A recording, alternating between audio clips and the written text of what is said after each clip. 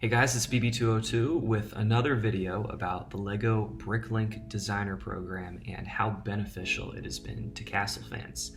As you may already know, the two Bricklink Designer Program Castle sets from Series 5 became available earlier this month and sold 30,000 copies within minutes, which I believe is the fastest a Castle set has ever sold out in Bricklink Designer Program history.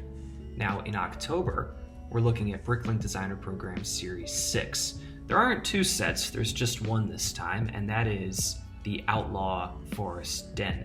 This set's a little bit smaller than the two that were available this past series. It has 2,452 total parts, but what makes it different, most prominently, is the fact that it has Wolfpack figures and quite a few of them. Now, the Wolfpack are a theme that we haven't seen a dedicated set for since, I think, 1992. There was only one wave of Wolfpack sets, total of 3, and there was a cameo Wolfpack figure in the Medieval Town Square last year, but is it time for a Wolfpack set? Apparently, yes. I don't think this thing's going to have any problem at all getting to crowdfunding, and that's the crux of today's video. Not really to break down the details of the set, but to talk about how LEGO has been positioning the Bricklink Designer Program.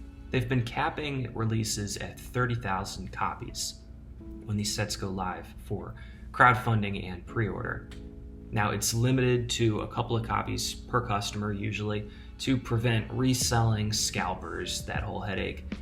The problem with that is the last few Castle sets have sold out very, very quickly, and it's obvious there are a lot more than 30,000 people who want this set. And even if most people are buying 2, which I don't think they are, but maybe a good chunk are buying 2, 15 or 20,000 people, that's still a lot of people.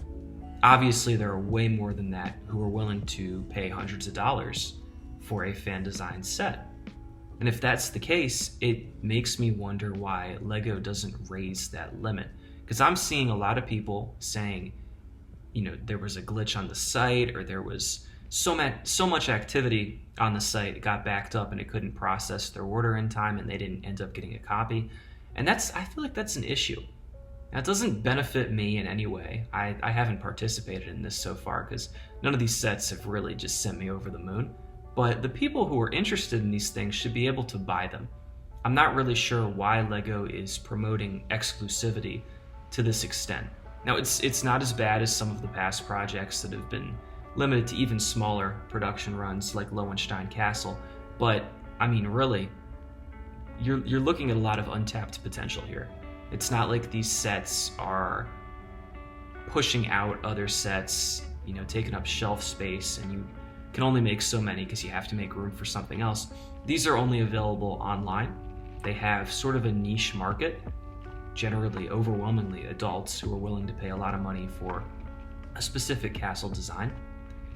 But if you're going to tap into that niche, why would you not tap into it to the fullest extent possible?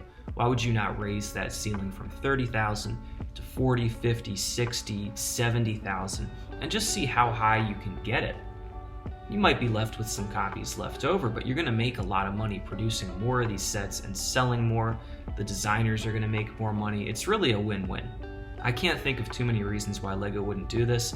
Maybe some kind of internal market research. There's also, and I'm not making any accusations before lawyers start getting on my case, but LEGO about 5 years ago bought Bricklink, the top LEGO reselling platform. And I'm a little curious if there are people going to Bricklink and selling these sets secondhand and getting more money for it. There's a market of people who didn't get the set the first time who are willing to buy one secondhand, and LEGO gets a cut of that transaction without having to take the risk of manufacturing extra Bricklink Designer Program sets, risking that they might not be able to sell them all. That's a possibility. That could explain why they're still capping it at 30,000, even though it's selling out within minutes. But with a set like the Wolfpack, where LEGO doesn't have a Wolfpack set on the shelves, I feel like this could have an even broader appeal than a Black Falcon focused set or a Lion Knight focused set. So This could be the one right here. This Wolfpack set could be LEGO's sign to move up that ceiling. I think it's pretty good. As we get closer to October, I'll make another video breaking down the details of it. But I really do think, given the recent news of just how well these castle sets are selling, guys, it's time to move it up and make sure everybody gets what they want.